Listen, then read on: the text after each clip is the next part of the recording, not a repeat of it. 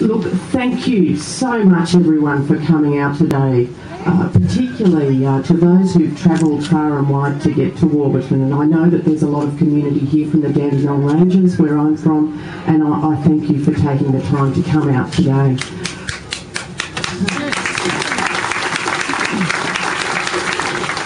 I'd also like to thank my colleagues for coming out too, Councillor Jeanette McRae and Councillor Tim Heenan, the Mayor of the Shire.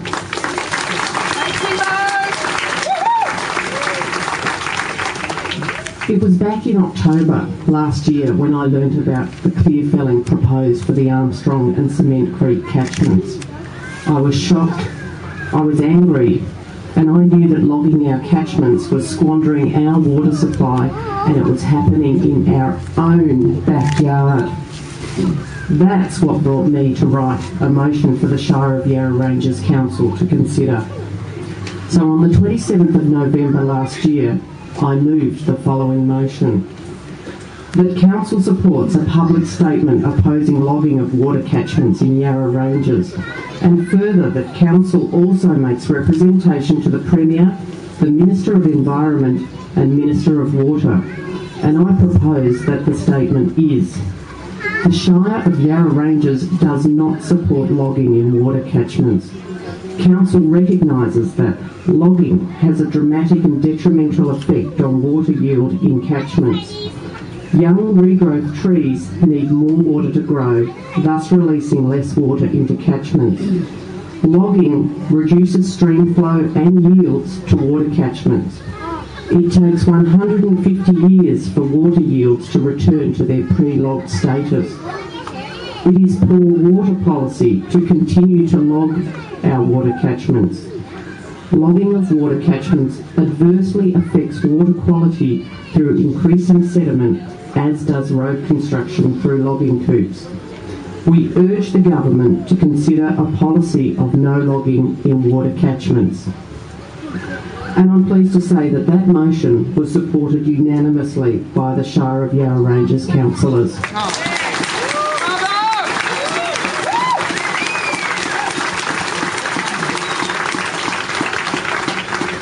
Since Yarra Ranges opposed logging, 14 other municipalities have followed suit. Oh, yeah, fantastic.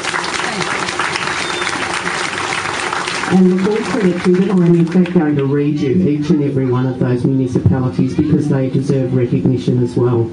The City of Bayside, Moreland City Council, the City of Port Phillip, the City of Whitehorse, the City of Yarra, Knox City Council, Nillumbik Shire Council, the City of Kingston, the City of Melbourne, Maroondah City Council, the City of Boroondara, Frankston City Council, the City of Maribyrnong, and last on the list, the Moonee Valley City Council.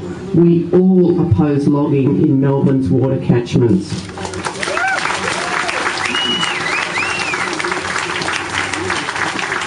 Together, we represent 1.7 million Melburnians. In the latest turn of events, with the motion to oppose logging of catchments, it did not get supported by the councillors of the City of Greater Dandenong, which curiously is in the electorate held by our Minister of Water, Tim Holding. Boo. After significant public pressure during this council election period, those councillors who initially rejected the motion to oppose logging have now committed to supporting the motion to oppose logging should they be re-elected to office.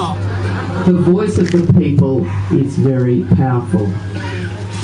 Back in 1999, the then leader of the opposition, now our Premier, John Brumby, went to the election with a policy to stop logging our water catchments. Well, John, if it was good policy back then, why isn't it good policy now? Yeah. We have already lost billions and billions of litres of water supply from past wood chipping. We have a government that is spending $1 billion on a pipeline that we all know will not have any water in it. And they're spending $3 billion on a desalination plant which will cause untold environmental damage. And it's our money. and it's our money. If our government stopped logging all our catchments tomorrow, we would gain 18 gigalitres of water a year. That's 18 billion litres of water returned to Melbourne's water supply. It would cost the government around $20 million to pay out all the logging licences for water catchments. And they should pay. After all, the loggers have families to feed and mortgages to pay as well. Hear, hear. The government is currently spending $100 million to reconnect the Tarago Dam, which will return 16 gigalitres of water to Melbourne. Surely, Mr Brumby, it would be a progressive move to stop logging in catchments, pay a fifth of the price and do something positive to protect Melbourne's water supply. We have heard through Tammy Lobato's office that there will be no logging of Cement Creek this year.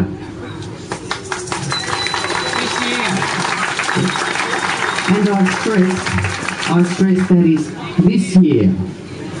I have to say this is a hollow victory. There has been no commitment to truly protect Cement Creek. Not now, not into the future. There is no doubt, though, the government is feeling the pressure, and now is the time that we keep this pressure up. So congratulations to all of you out there. What you are doing is being heard. Cement Creek is a forest with considerable tracts of high conservation old growth forest, precious for its Lepidus possum habitat. It includes a site of Aboriginal significance, and not to mention its value as a carbon store. No, there will be no clear felling this year, but the bulldozers will still be going in. Why? To pave the way to log Cement Creek next year or the year after that? This is indeed a token gesture. Whilst there is no clear felling of Cement Creek this year, our government continues to pulp the rest of Melbourne's water catchments with little regard for our water supply. Mr Brumby, it's time for your government to stop logging our water catchments. We can no longer accept these irresponsible actions which continue to jeopardise and squander our natural assets. It's time to stop the sound of chainsaws and bulldozers in our catchments.